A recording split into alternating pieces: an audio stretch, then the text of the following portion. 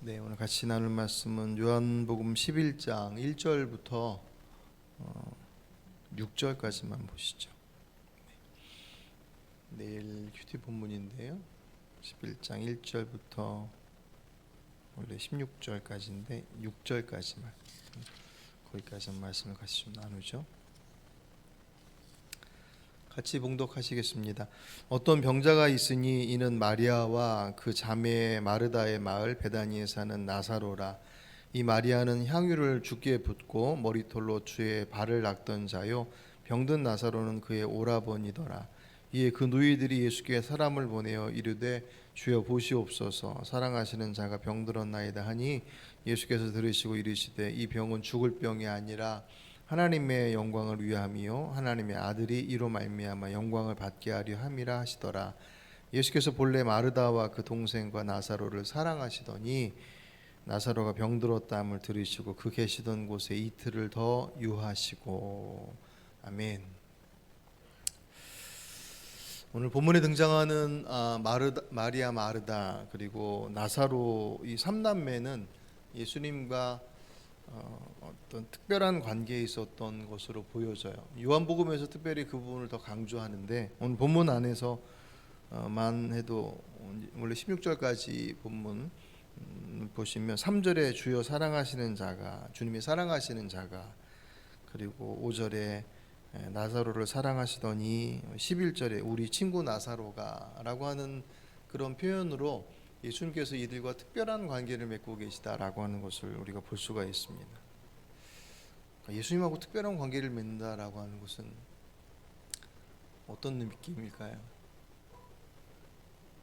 우리 우스갯소리 하다못해 집안에 의사나 변호사라도 있으면 갑작스러운 일이 있을 때 힘이 들 텐데 그런 어떤 현실에서 만나는 어떤 문제들 앞에 그 문제를 풀어가는데 그런 조력이 되는 것이 얼마나 큰 도움인지를 삶의 현장 속에서 경험하니까 그냥 하소연처럼 그런 얘기들을 하는데, 예수님이 특별한 관계이다. 사실 그것은 이제 우리들의 신앙의 고백 속에서도 경험될 수 있는 부분이기도 해요. 전혀 관계 없었던 분이었는데 성경에 등장하고 이적과 기적을 행하시고 하나님의 아들이시고 우리를 위해서 십자가에서 죽으셨고 그런 온갖 성경에 대한, 예수님에 대한 정보와 지식이 그냥 성경에 나와 있는 이야기 그리고 어떤 특별한 사람들만의 어떤 고백으로 생각되다가 그분과의 관계가 이렇게 연결되었을 때, 그분을 영접하고 거듭난 자리로 부름받았을 때 주님이 나를 특별하게 생각하시는구나. 그게 이제 그 느낌이 그 의미가 무엇인지를 알겠죠.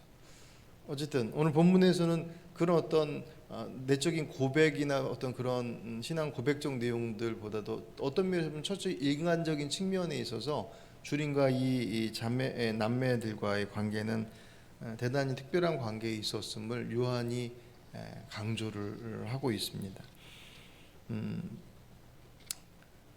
그리고 그 특별한 관계가 단지 어떤 이해관계, 이득이 있거나 어떤 다른 목적이 있는 그런 관계로서가 아니라 정말 사랑하는, 여기서 본문에서도 사랑하시는 자라고 표현하는 그런 의미 속에서 그런 모습들이 그들의 믿음과 함께 어우러져서 정말 특별한 모습을 가지고 있음을 보게 돼요. 그것이 오늘 본문에 나사로가 병들었다라는 소식, 그 사건과 함께 소개되어지면서 이들은 정말 특별한 관계였구나라고 하는 것을 우리가 볼 수가 있습니다.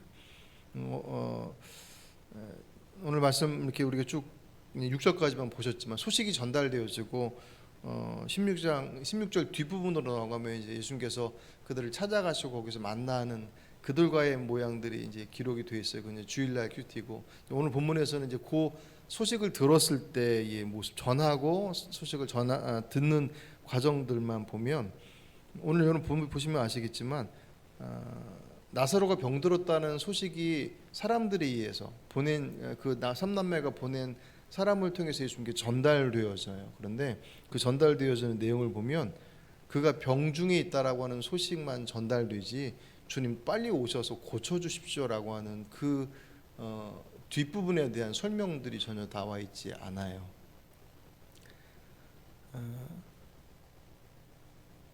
병중의 소식이 전해지고 난 이후에 나사로가 곧 죽은 걸로 봐서는 나사로의 병 어떤 병인지 모르지만 그 상태가 상당히 심각했던 것으로 보여지고, 아마도 그 소식을 예수님께 급하게 전했던 것은 예수님이 고치실 수 있을 것이다라고 하는 것에 대한 분명한 믿음이 있었기 때문에 가능했겠죠.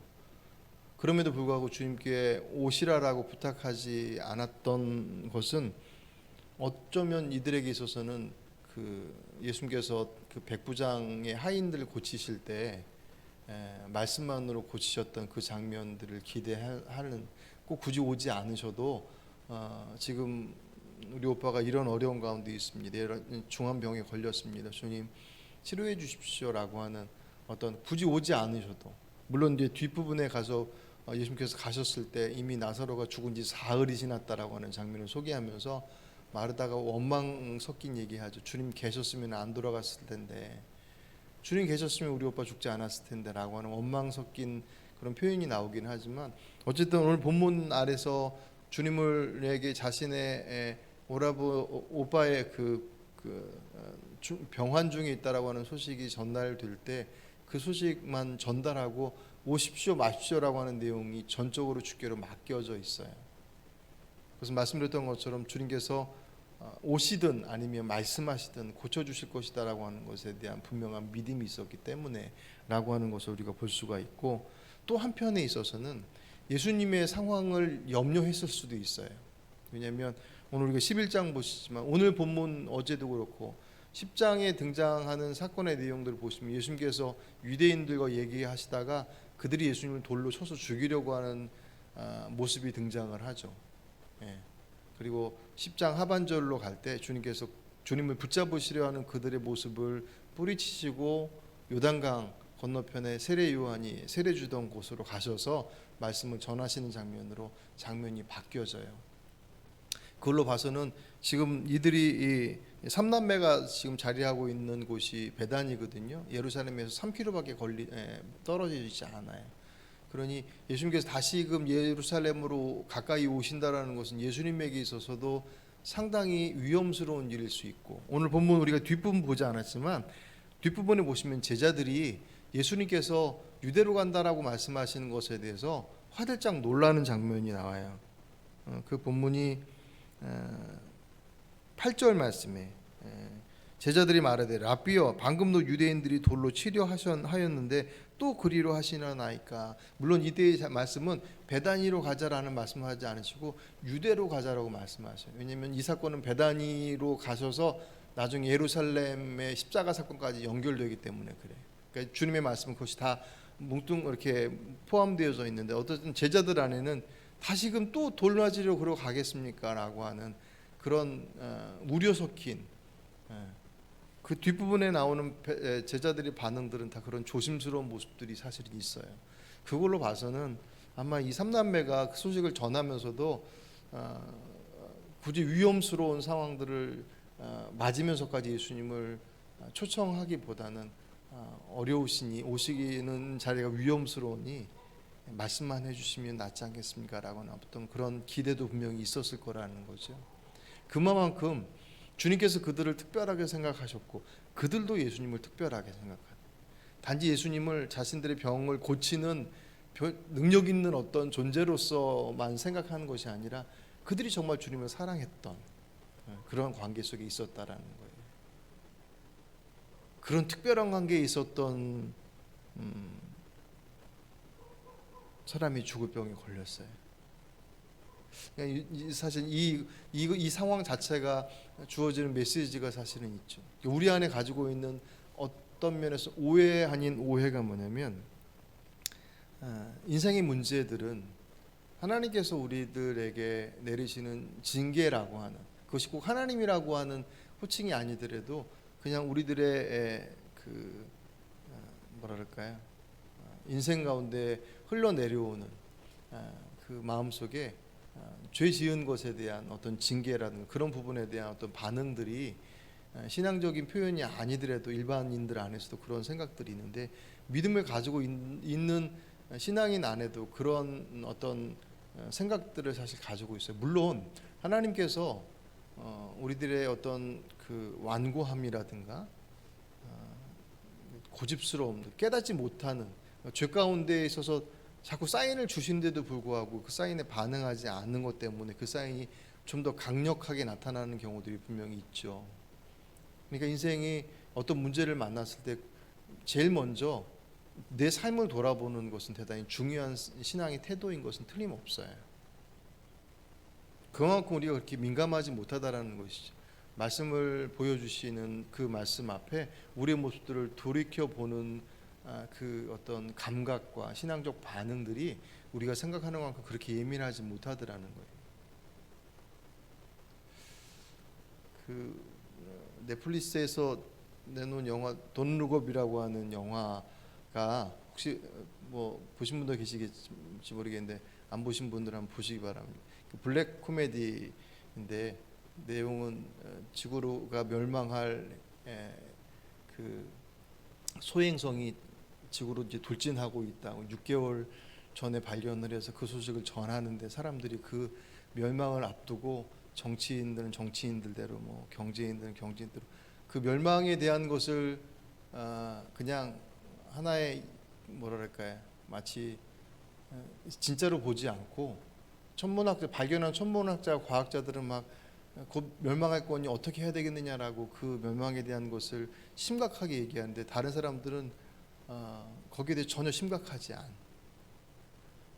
보지 않고 자신의 삶 속에서 자신이 살아왔던 그 욕심의 욕망과 그 속에서 끊임없이 살아가는 그 모습들을 블랙 코미디로 이렇게 표현해 놓은 영화가 그런 종말을 얘기하면서 그렇게 다뤄진 영화가 사실 별로 없었기 때문에 근데 제가 그걸 보면서 그게 신앙적인 면에서도 똑같이 적용된다는 생각이 드는 거예요. 우리가 말하는 하나님의 나라가 이 땅에 임하는 것은 이 땅을 말하면 종말이란 말이죠. 그 종말이 신앙인의 입장 속에서는 반드시 이루어질 분명한 하지만 그날이 때가 언젠지에 대해서는 데이터가 나와 있지 않은 날이긴 하지만 그날이 반드시 올 것이다라고 하는 그 메시지가 전달되었을 때 사람들의 반응들은 그것을 신뢰하지 않기 때문에 나타나는 여러 가지 어떤 뭐라 그럴까요? 자기 중심적인 그것을 이용해서 돈벌이를 생각하는 사람, 그것을 이용해서 자신의 위치를 공고하게 하려고 하는 정치인, 뭐 여러 가지 모습들로 나타나는 것이 이 시대의 종말에 대한 주님께서 이 땅에 반드시 다시 오실 것이다라고 하는 그 말씀들이 전해졌을 때 반응을 보이는 사람들의 모습과 많이 비슷하다는 생각이 들죠. 이 말씀을 드리는 이유는 그런 위급함이라고 하는 사인이 오더라도 그 사인을 위급함으로 받을 수 있을 만큼 우리들의 모습들이 그 말씀에 민감하고 예민할 때 그렇지 않더란 말입니다. 그러니 우리의 인생 가운데 뭔가 훅 들어왔을 때는 자신의 모습을 돌아보는 게 제일 첫 번째 중요한 태도인 건 틀림없어요. 진짜 하나님께서 깨닫게 하시기 위해서 그 자리에 우리로 하여금 정신 차리라고 하는 메시지를 주신 것일 수도 있습니다. 징계로의 모습 속에서. 하지만 하나님의 일하심이 모든 그런 어떤 인생의 문제들이 그렇게 우리에게 징계의 차원 속에서 로만 다가올 것이냐 할 때 그렇지 않아요. 그 다음에 봐야 할 것이 인생의 문제 앞에 나의 모습을 돌아보고 그분을 돌아보는 것이 그 다음에 우리에게 주어진 태도, 신앙적 태도입니다. 그 하나님은 우리를 벌 주시기 위해서 우리들이 잘못한 것을 CCTV로 이렇게 보다가 그래 너 걸렸어. 그래서 곧바로 위에서 내리 찍듯이 뭔가를 내 던지시는 그런 하나님이 아니시다라고 하는 거. 그러니까 하나님에 대한 이해가 곡해되어지면 늘 그분에 대한 모습들은 우리 안에서 기대하고 그분 앞에 서기보다는 두려움 속에서 자꾸 숨는 거예요.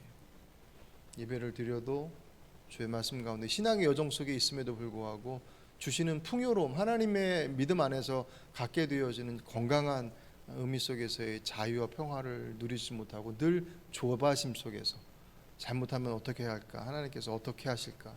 내 거 다 뺏어가지 않으실까? 내 가장 좋은 것, 가장 소중한 것을 하나님께서 달라고 하지 않으실까라고 하는 그런 생각들로 그분과의 관계들이 왜곡되어지는 모습들을 보게 됩니다. 그렇게 본다고 만약에 오늘 본문에 마르다와 마리아와 나사로 이 3남매가 만약 그런 생각으로 주님을 봤다고 한다면 이 사건은 대단히 파국적으로 어그러질 수 있었을 거예요. 그렇게 좋은 관계였었는데 틀림없이 오시면 아니 오시지 않고 말씀만 해주시면 나을 수 있을 거라고 생각할 정도로 믿음과 사랑으로 끈끈하게 얽혀져 있는 관계인데 죽을 병에 걸렸습니다. 그것이 하나님께서 우리에게 징계로서 곧 믿음이 좋은 사람은 그런 문제로부터 자유롭고 문제가 있는 사람은 늘 그런 고통 가운데 있다라고 하는 그 생각들이 우리들의 신앙을 많이 이렇게 잡아버린다고 한다면 하나님에 대한 이해를 곡해할 수밖에 없겠죠. 그런 측면에서 본다면 오늘 본문은 아주 좋은 예가 되어지는 부분들입니다.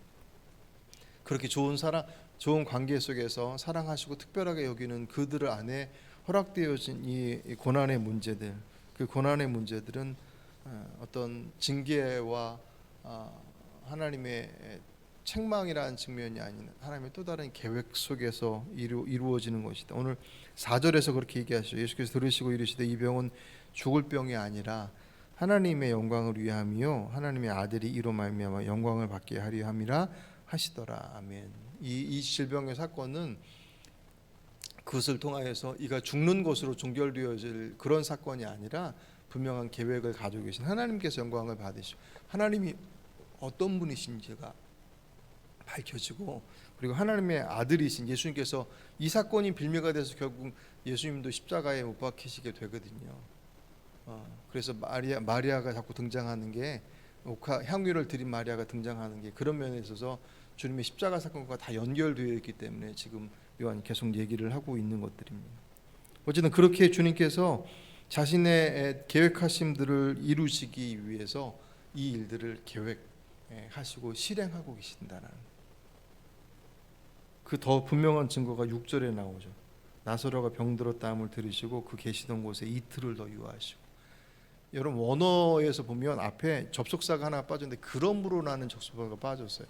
세 번역에서는 그러나로 이렇게 번역을 좀 바꿔놨는데 그러므로, 그러니까 사실 그러므로를 넣으면 잘 안 어울려요. 왜냐하면 5절 말씀에 뭐라고 마무리했냐면 예수께서 본래 마르다와 그 동생과 나사로를 사랑하시더니 그러므로 나사로가 병들었다함을 들으시고 그 계시던 곳에서 가셨더라라고 하는 게 자연스러운데 그러므로 해놓고 들으시고 계시던 곳에 이틀을 더 계셨다라고 말씀하시니까 이게 어법상 안 맞아 보이니까 세 번역에서는 그러나로 번역했지만 그러므로가 맞다라는 거예요. 왜냐하면 그 이틀을 유하신 것이 사랑하시기 때문에 그 계획, 그 사랑하심의 관계 속에서 그 중병 속에 있는 그 상황들을 통해서 말씀하시고자 인도하시고자 하시는 길이 분명히 있기 때문에 그래서 이틀을 더 유하셨다. 그래서 이 이틀을